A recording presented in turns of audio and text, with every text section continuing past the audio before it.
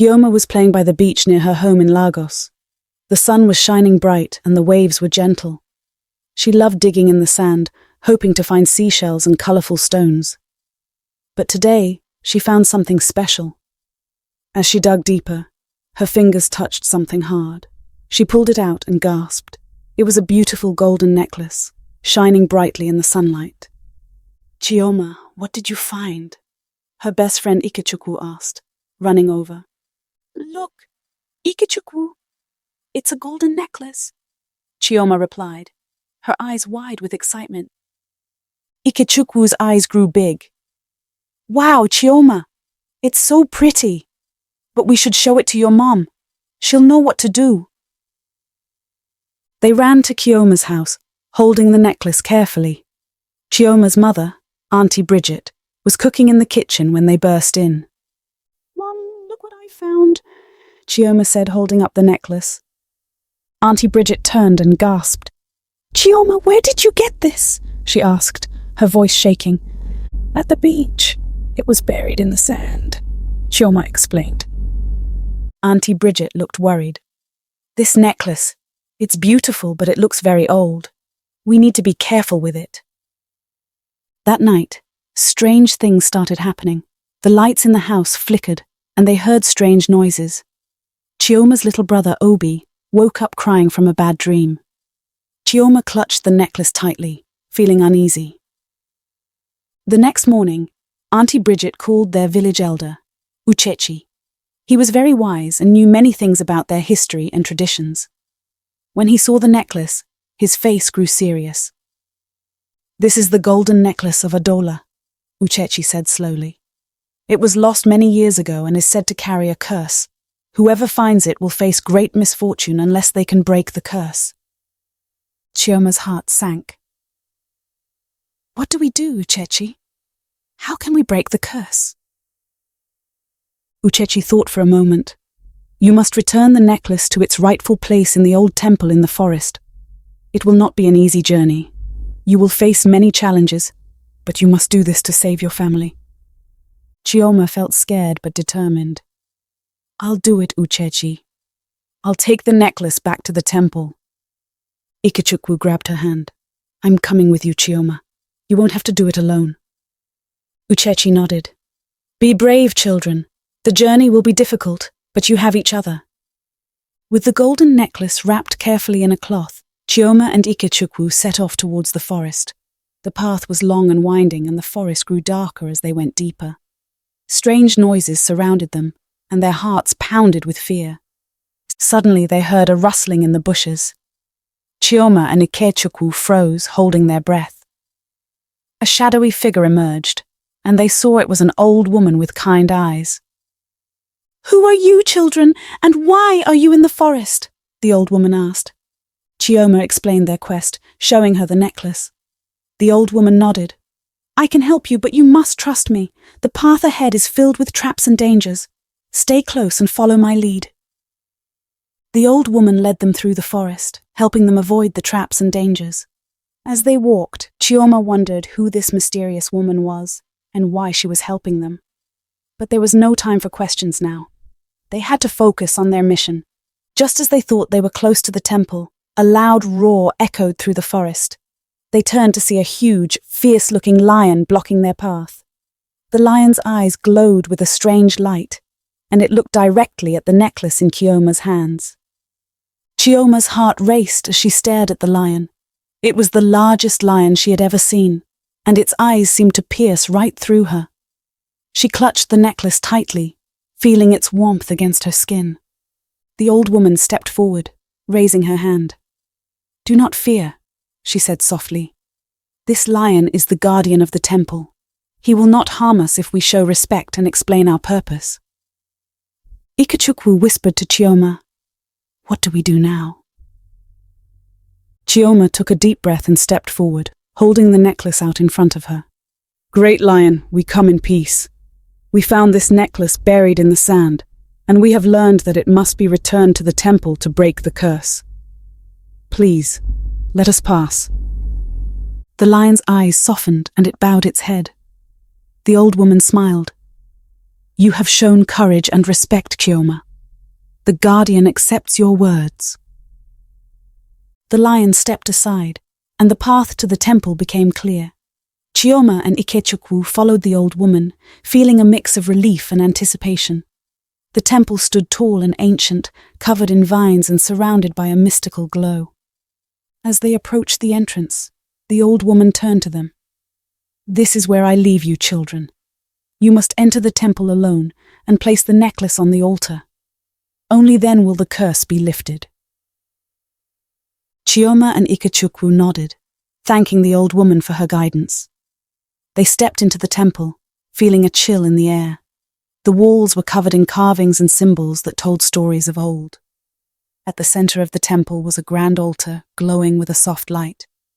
Chioma walked towards the altar, her hands trembling. She placed the necklace on the altar, and immediately, the room was filled with a bright light.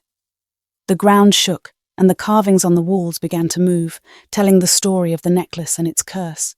Ikechukwu grabbed Chioma's hand. "What's happening?" "I don't know, but I think we did the right thing," Chioma replied.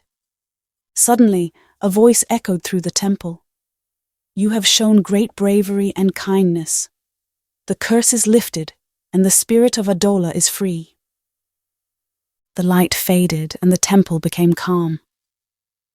Chioma and Ikechukwu looked around, feeling a sense of peace. They knew that the curse had truly been broken. As they left the temple, they saw the old woman waiting for them. But something was different. Her eyes sparkled with a knowing look, and she seemed to be surrounded by a soft glow. "Who are you?"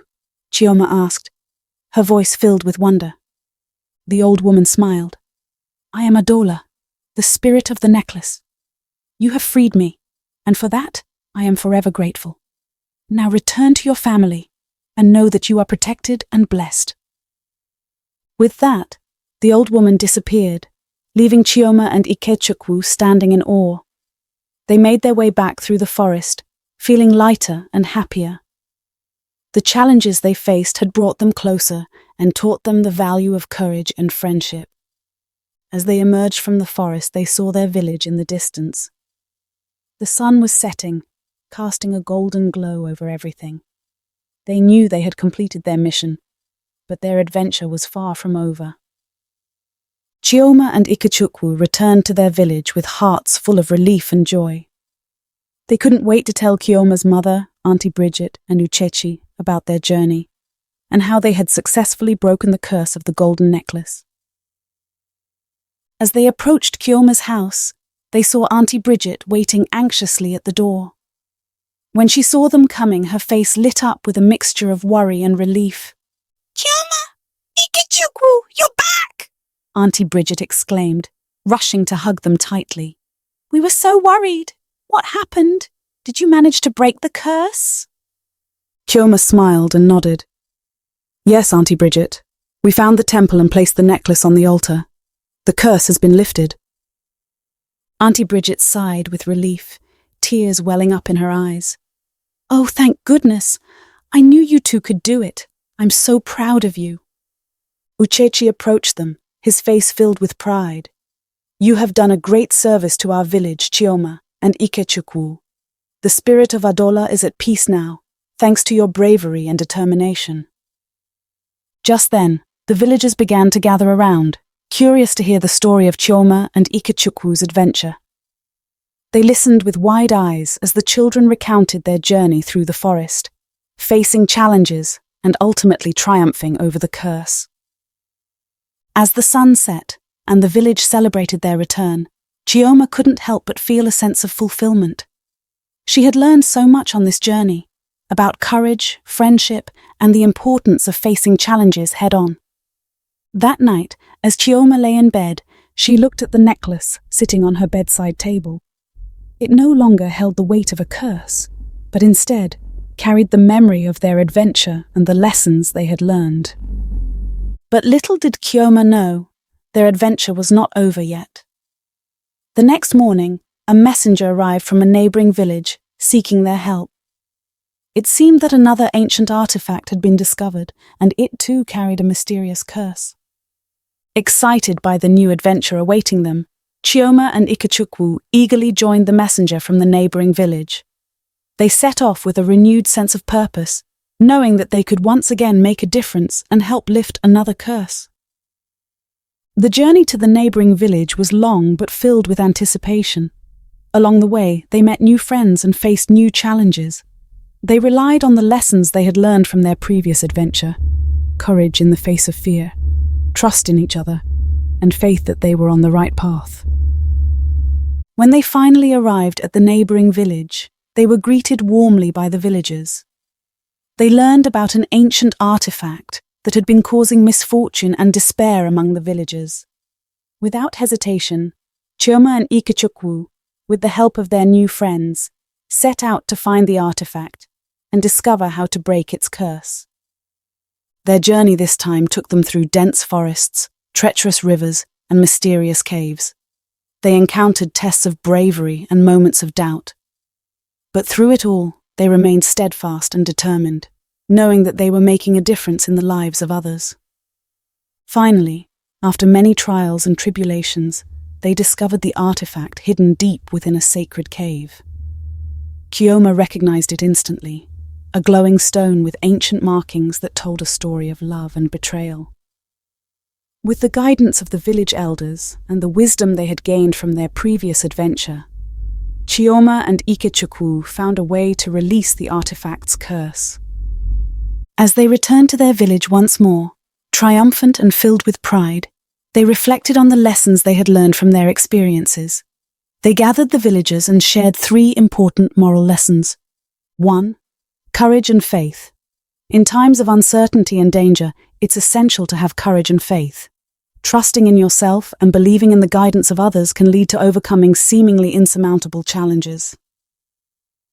2. Friendship and unity. Working together with friends and allies strengthens our abilities and helps us achieve greater goals. The bonds of friendship and unity can provide support and encouragement during difficult times. 3. Responsibility and service. When faced with a task that benefits others, taking responsibility and serving with a selfless heart can bring about positive change and blessings to those around us. These moral lessons resonate deeply with several Bible verses. 1. Joshua 1:9. Be strong and courageous. Do not be afraid. Do not be discouraged, for the Lord your God will be with you wherever you go. 2. Proverbs 27:17. As iron sharpens iron, so one person sharpens another.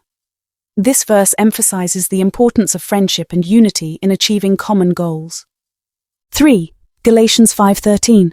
Serve one another humbly in love. This verse reminds us of the importance of serving others with a humble and loving heart, just as Chioma and Ikechukwu did in their quests.